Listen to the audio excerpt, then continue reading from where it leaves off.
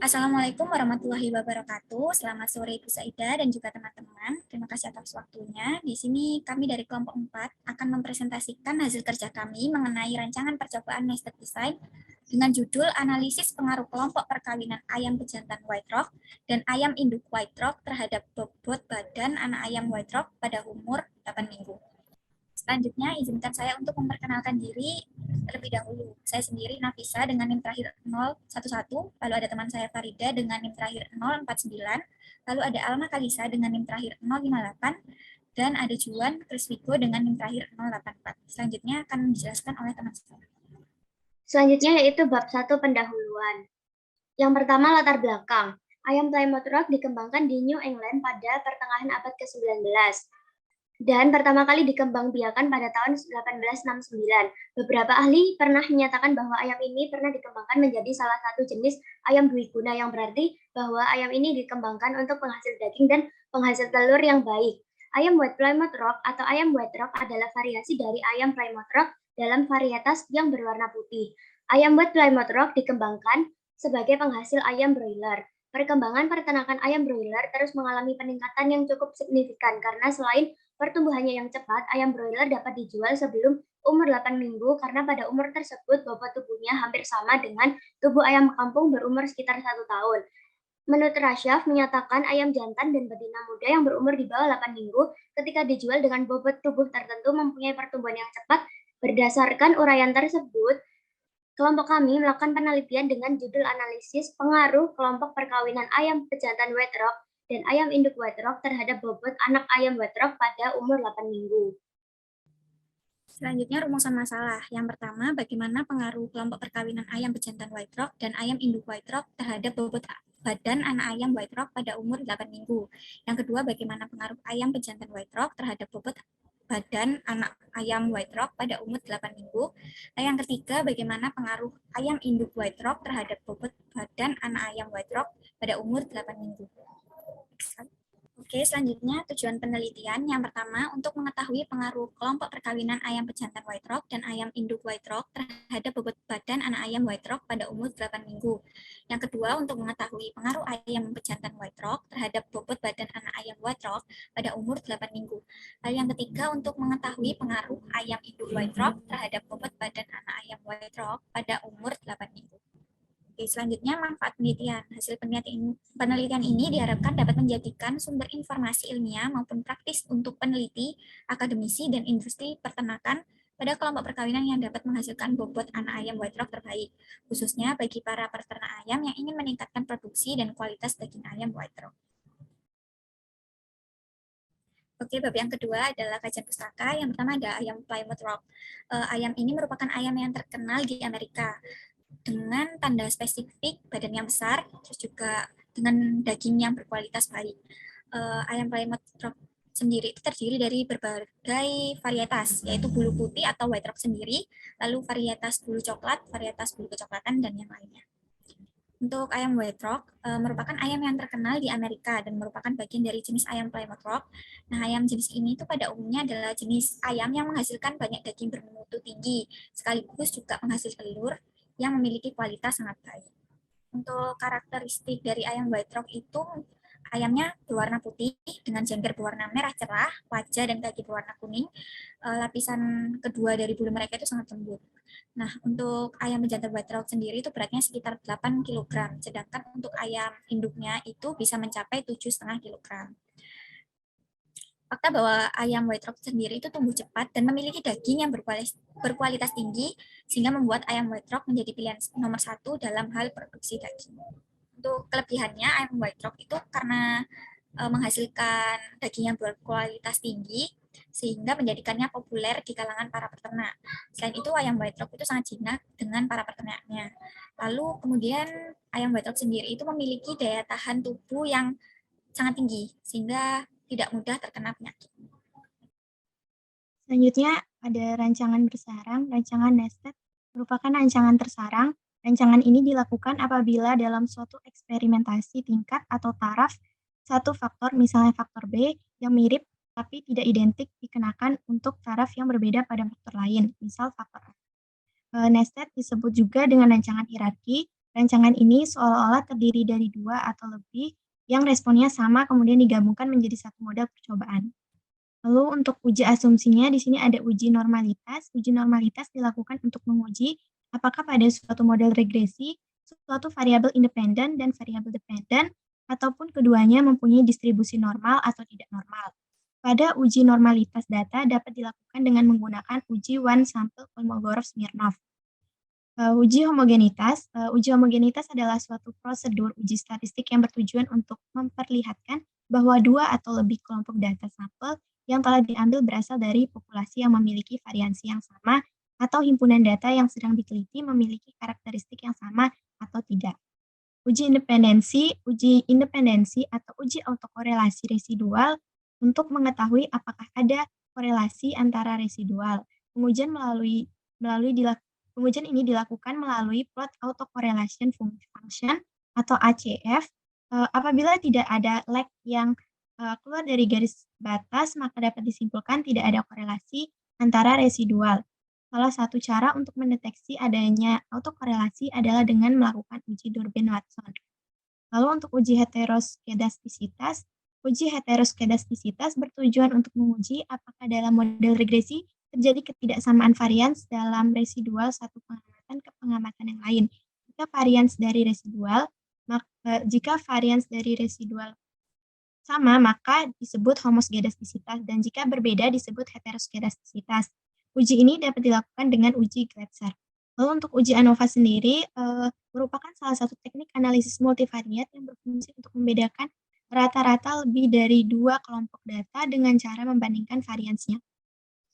Selanjutnya adalah metode penelitian. Yang pertama, sumber data. Penelitian ini menggunakan data sekunder. Data sekunder adalah sumber yang tidak langsung memberikan data kepada pengumpul data.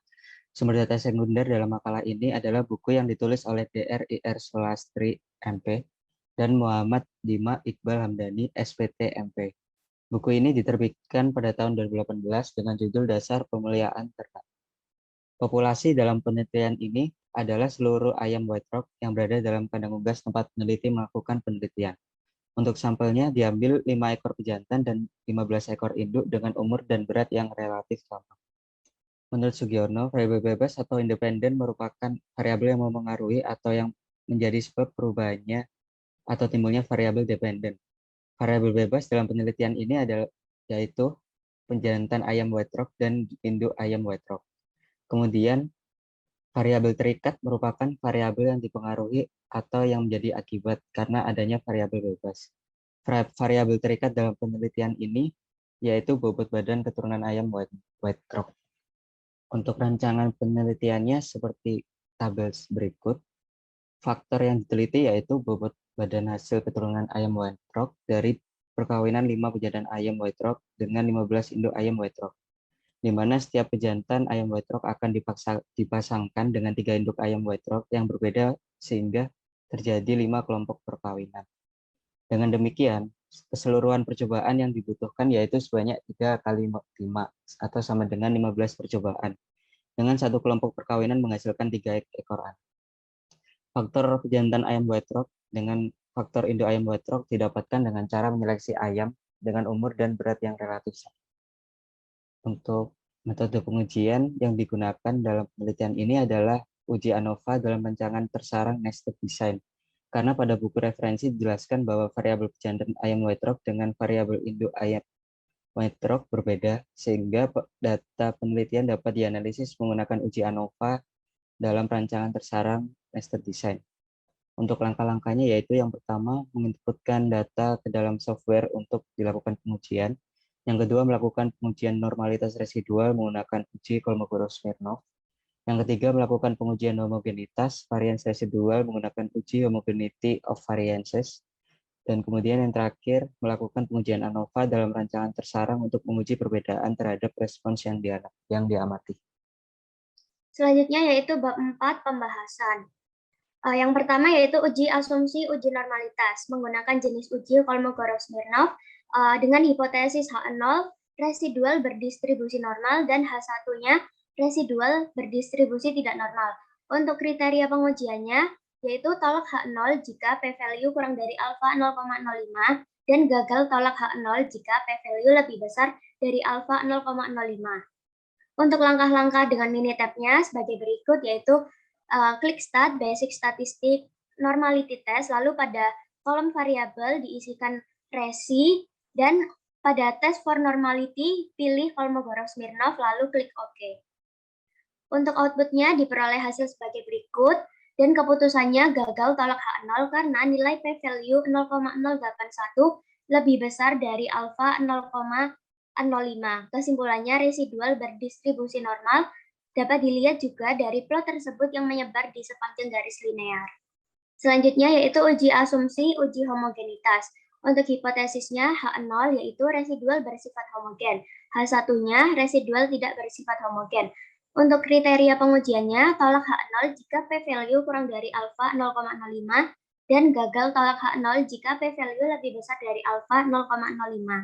Untuk langkah-langkahnya sebagai berikut, yaitu klik Start, ANOVA, lalu pilih Test for Equal Variance, lalu pada respons isikan resi dan pada factors isikan pejantan. Lalu klik OK. Lalu untuk outputnya diperoleh hasil sebagai berikut. Untuk keputusannya gagal tolak H0 karena nilai p-value uji Leven yaitu sebesar 0,243 yang artinya lebih besar dari alfa 0,05. Maka kesimpulannya residual bersifat homogen. Artinya variansi residual pada masing-masing pejantan dikatakan homogen.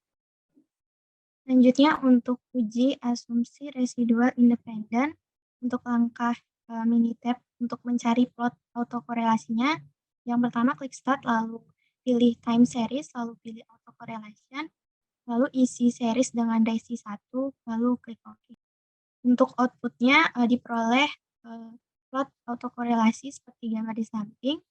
Output tersebut menunjukkan data stasioner, di mana tidak ada data yang berada di garis biru atau koefisien lag-nya itu melampaui garis merah atau confidence limit, sehingga residualnya dikatakan independen. Lalu selain untuk melihat dari lag-nya, kita juga bisa melihat dari plot residual versus ordernya. Yang pertama itu klik Start, lalu pilih ANOVA, lalu pilih Balance ANOVA.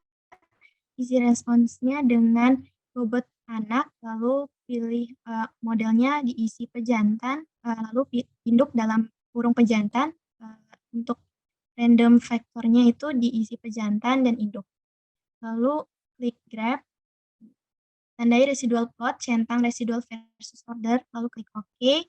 Lalu klik Option, centang Use the restricted form of the model, klik OK, lalu klik Storage, tandai residual, klik OK lagi. Lalu untuk outputnya sendiri seperti gambar di samping, line plot observation order dengan residual menunjukkan bahwa pola residual antara observasi memiliki pola yang tidak terlalu tajam dan tidak membentuk pola sistematika tertentu, sehingga ini tidak mengindikasikan bahwa masalah autokorelasi atau uji asumsi residualnya independen atau memenuhi asumsi independensi.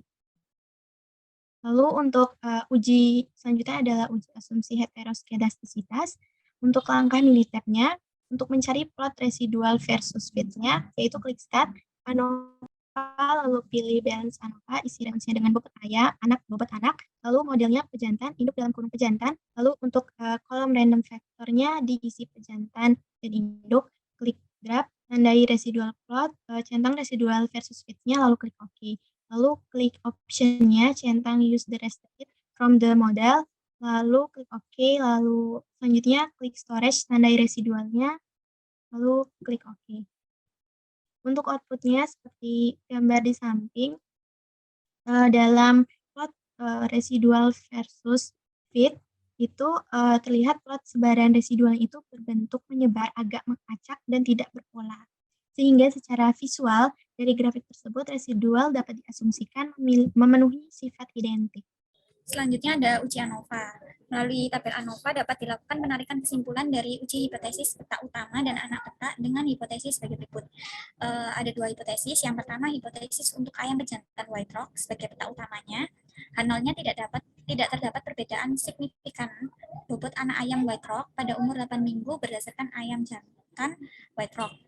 Untuk H1-nya minimal terdapat satu perbedaan signifikan bobot anak ayam White Rock pada umur 8 minggu berdasarkan ayam pejantan White Rock. Lalu untuk hipotesis yang kedua yaitu hipotesis untuk ayam induk white rock sebagai anak petaknya. Untuk H0-nya itu tidak terdapat perbedaan signifikan bobot anak ayam white rock pada umur 8 minggu berdasarkan ayam induk white rock. H1-nya minimal terdapat satu perbedaan signifikan bobot anak ayam white rock pada umur 8 minggu berdasarkan ayam induk white rock. Dengan kriteria pengambilan keputusan, H0 ditolak apabila nilai p-value lebih kecil daripada tingkat signifikansi atau alfa sebesar 5%. Untuk langkah-langkah Minitab-nya, yang pertama menginputkan data ke dalam worksheet Minitab, yang kedua klik menu Start, ANOVA, General Linear Model, lalu Fit General Linear Model, kemudian pada kotak General Linear Model, masukkan data bobot anak ke kotak respon, dan data pejantan induk ke kotak vektor. Lalu klik random atau nest, kemudian pada kotak General Linear Model, random nest, masukkan data pejantan ke kotak nested in specific vector induk. Lalu pilih tipe random untuk pejantan dan pilih tipe random untuk induk. Abaikan yang lain lalu klik OK. Untuk outputnya seperti ini, untuk pejantannya p-value-nya 0,207, lalu untuk induk 0,156. Untuk kesimpulannya, karena nilai p-value untuk faktor pejantan adalah 0,207, maka keputusannya adalah gagal tolak 0. Karena nilai p-value lebih dari nilai alfa. Kesimpulannya tidak terdapat pengaruh signifikan bobot anak ayam white rock pada umur 8 minggu berdasarkan ayam pejantan white rock. Yang kedua, nilai p-value untuk faktor induk adalah 0,156, maka keputusannya adalah gagal tolak H0 karena nilai p-value lebih dari nilai alfa, sehingga kesimpulannya tidak terdapat pengaruh signifikan bobot anak ayam white rock pada umur 8 minggu berdasarkan ayam induk white rock. Kemudian bab 5 penutup. Kesimpulannya, yang pertama yaitu data penelitian ini sudah tepat dianalisis dengan nested design, karena antar kelompok percobaan unik di mana induk dari masing-masing pejantan berbeda.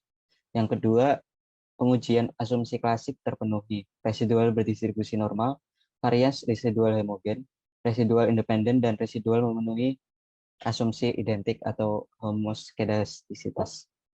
Kesimpulan yang ketiga yaitu dari analisis ANOVA tidak ada pengaruh pejantan terhadap bobot badan anak ayam white rock pada umur 8 minggu. Hal ini dikarenakan tidak terdapat perbedaan rata-rata bobot berat badan anak ayam antar pejantan. Kemudian kesimpulan yang keempat yaitu tidak ada pengaruh pengelompokan induk dalam pejantan terhadap bobot anak ayam white rock pada umur 8 minggu. Hal ini dikarenakan tidak terdapat perbedaan rata-rata berat badan anak ayam berdasarkan pengelompokan induk dalam pejantan. Oke, selanjutnya saran. Saran yang pertama yaitu peternak dapat mempertimbangkan kesehatan dan kualitas dari ayam pejantan dalam proses perkawinan, sehingga dapat diperoleh keturunan yang berkualitas. Yang kedua, dapat dilakukan penelitian lebih lanjut dengan varietas yang beragam, sehingga kesimpulannya dapat dimanfaatkan bagi para peternak ayam untuk memilih varietas mana yang memiliki keturunan dengan bobot yang lebih besar. Sekian presentasi dari kelompok kami. Jika ada salah kata, mohon dimaafkan. Terima kasih.